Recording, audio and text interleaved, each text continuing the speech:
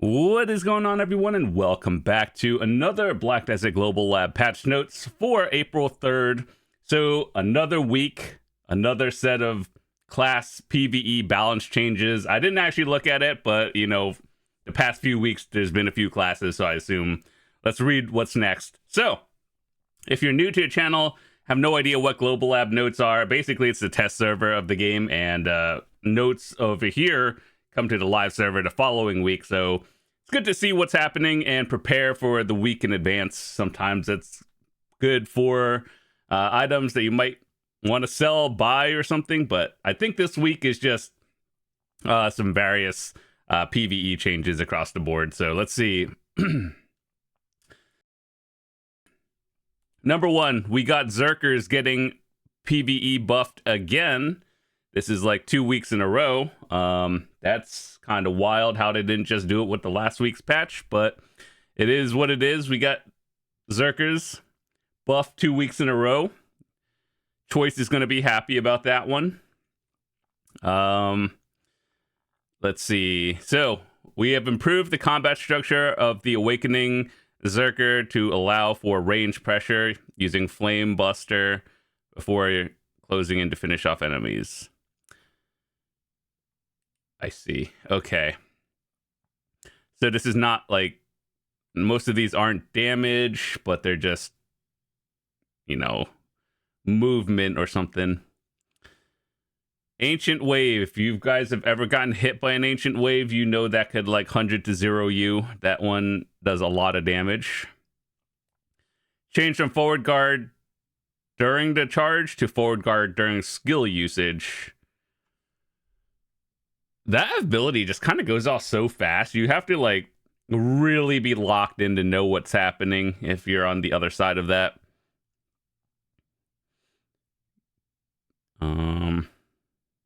Okay, so stun to PvE. Super armor's only used when, or like applied when using the skill. Interesting. Flow effect is maintained. Flow is a air and down smash do not apply. Stun effect only applies in PvP and has been changed to knockback. That's probably a good thing, actually. And PvE damage has been buffed by a lot. That seems pretty good. Valkyrie. All right, so let's see what is happening with Valkyrie. Stun to PvE. Stiffness applies only to adventurers, has been removed. Cooldown reduction is always nice. Adjusted to lead combat focused on their defensive strength and healing. Yeah, so I think they want to make Succession Valkyrie like more of a tank, which I guess that kind of makes sense in a way. Where it's just like, it's kind of like warrior blocking, but more tanky in a way. Sprinting while in defensive stance consumes 250 stamina. Yeah. Has been changed so that it cannot be activated during cooldown. I think more skills should have that across the board. Activation speed of skills increased. Good.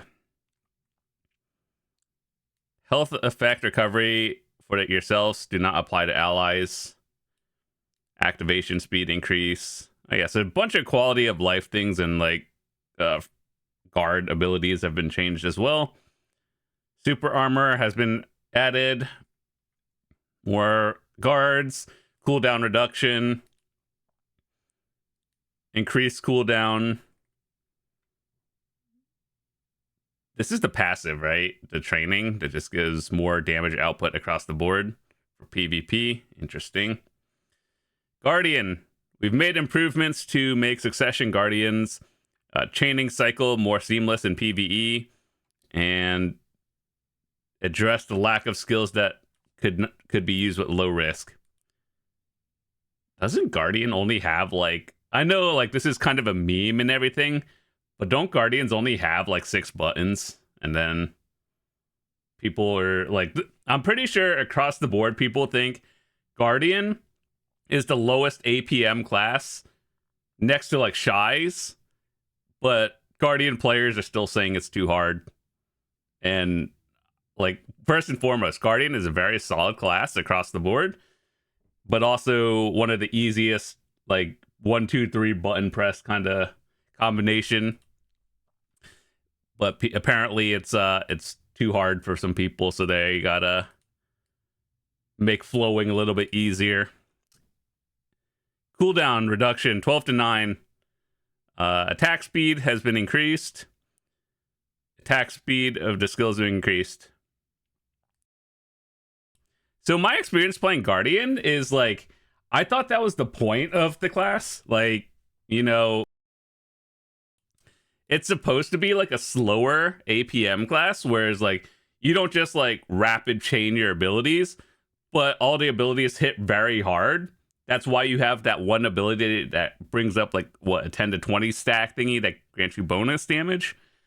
So I thought it was supposed to be a slower but like heavy hitting class, and apparently they're changing that to be like more fast paced and, you know, still have the damage. So I think this might actually be pretty solid across the board. Okay, so Valkyrie, Sage. I don't know why they don't just add these in the notes as like class modifications.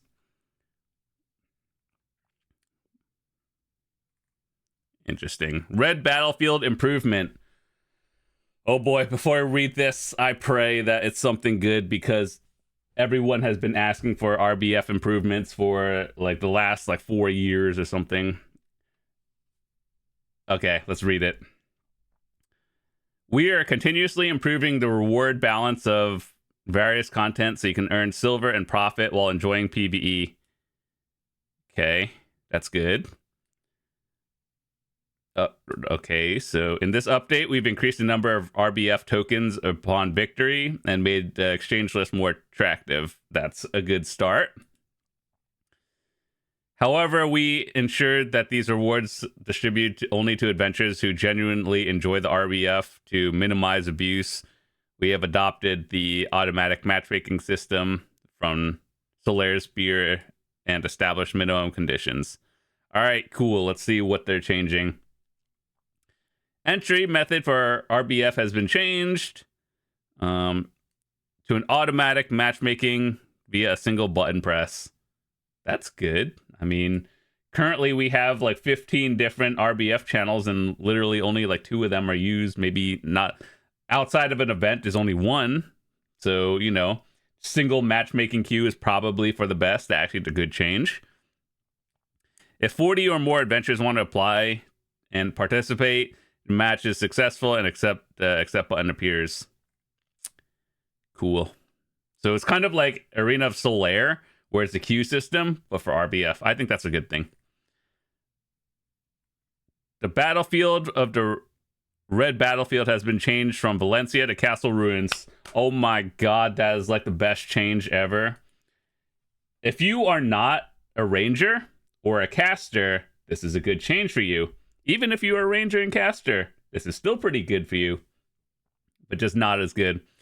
I think like the problem with Valencia is there's a lot of things actually. Let's start with the objective game mode. I love the like hard point capture the objective thing, but here's the thing: you can get spawn camped so easily just because if you have a flag, or let's say 0.1 and 5, right?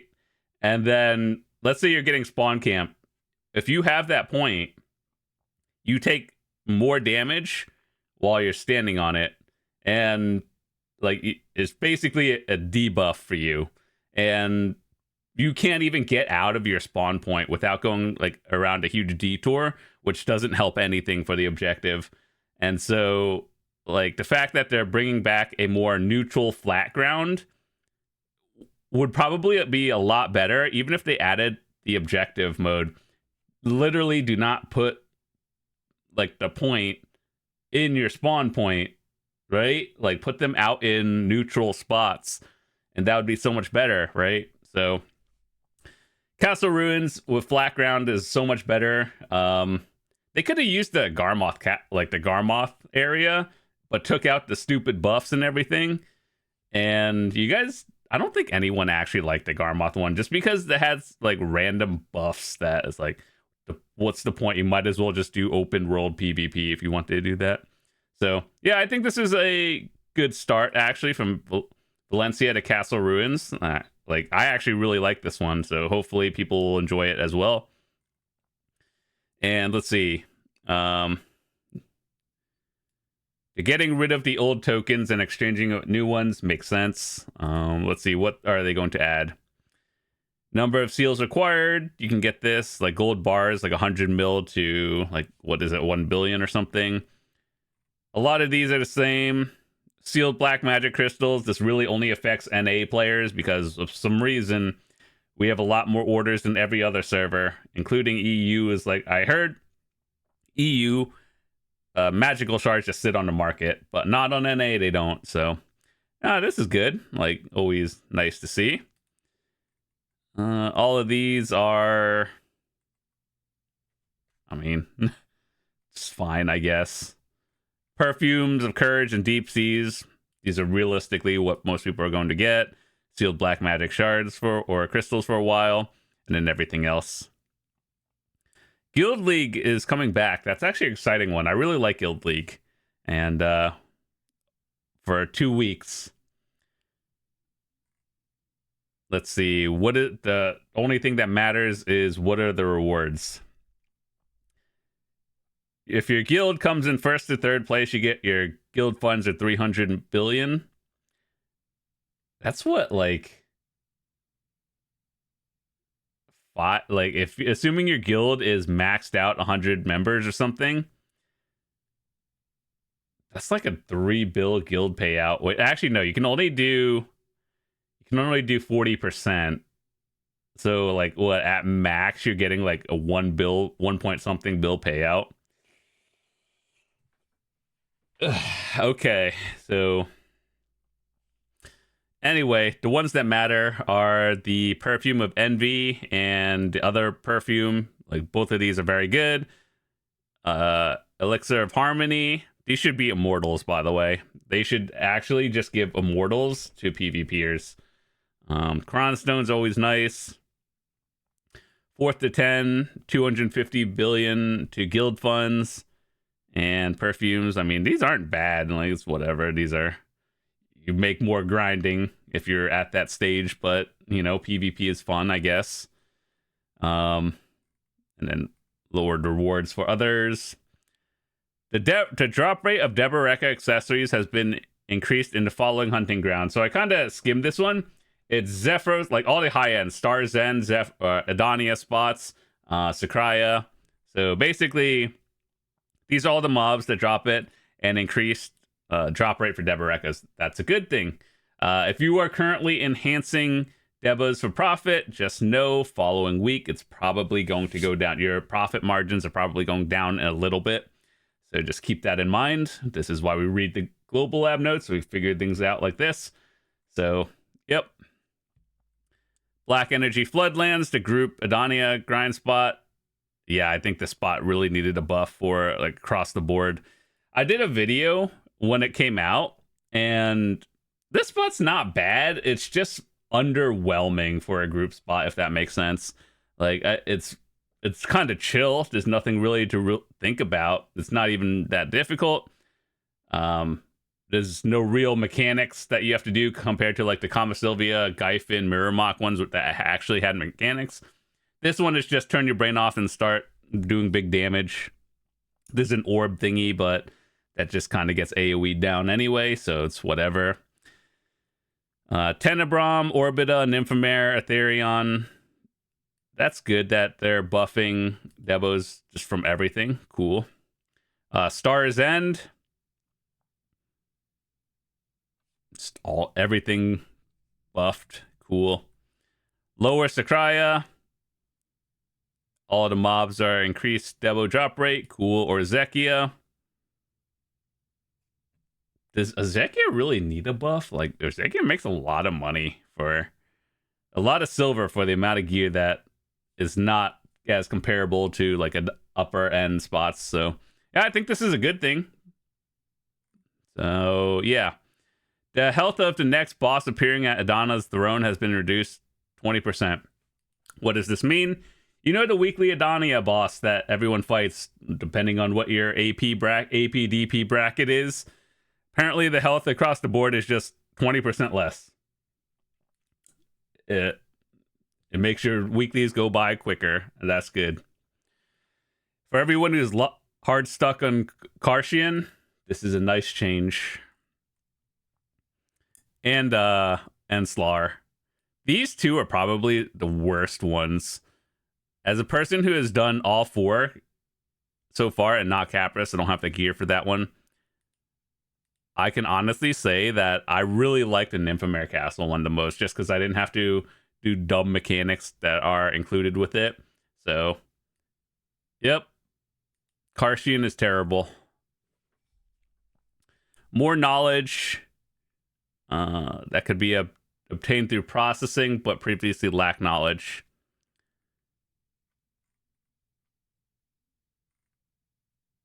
Gotcha. There's no shot I'm reading all that, but if I get it, I get it. The icons for Loach and Dried Loach have been changed.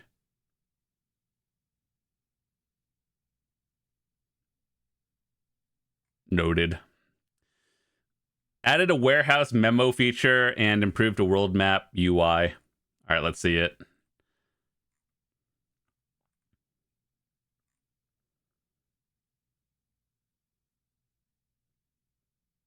Oh, so like that little button on the side of it, like where the 0 out of 8 is.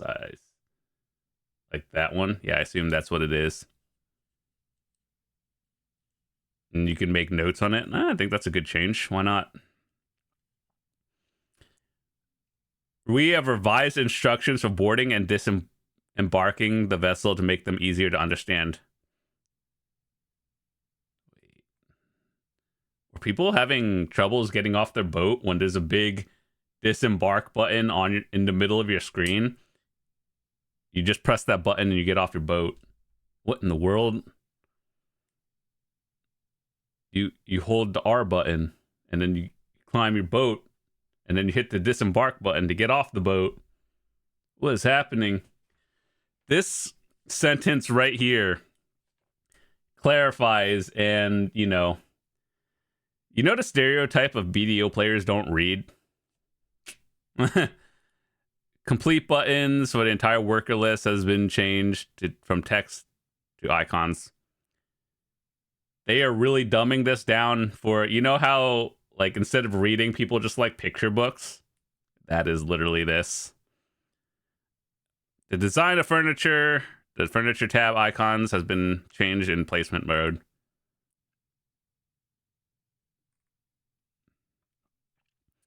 Revisions, changes, bug fixes. Let's see. Are there anything universally annoying that people were probably having? The item descriptions for skill potion and infinite skill potion updated. Cool.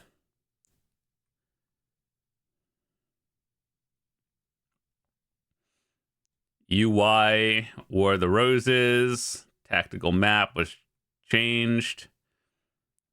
The button design for the purchase history list in the Pearl Shop has been modified. Uh-oh. What does that mean?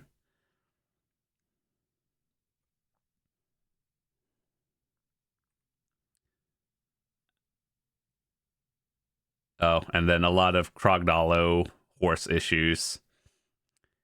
I'm starting to think that they did not really think this through when making the tier 10 Krogdalo horse that is like the all-in-one combined.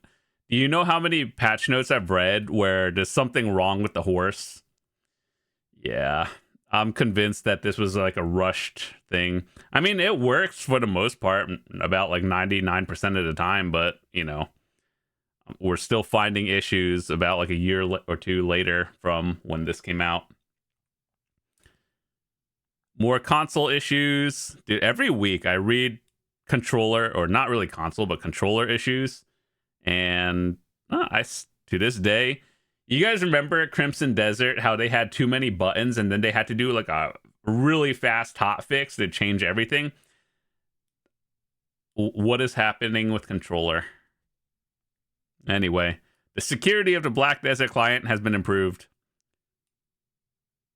This is a good change, but also concerning how this is not an immediate fix.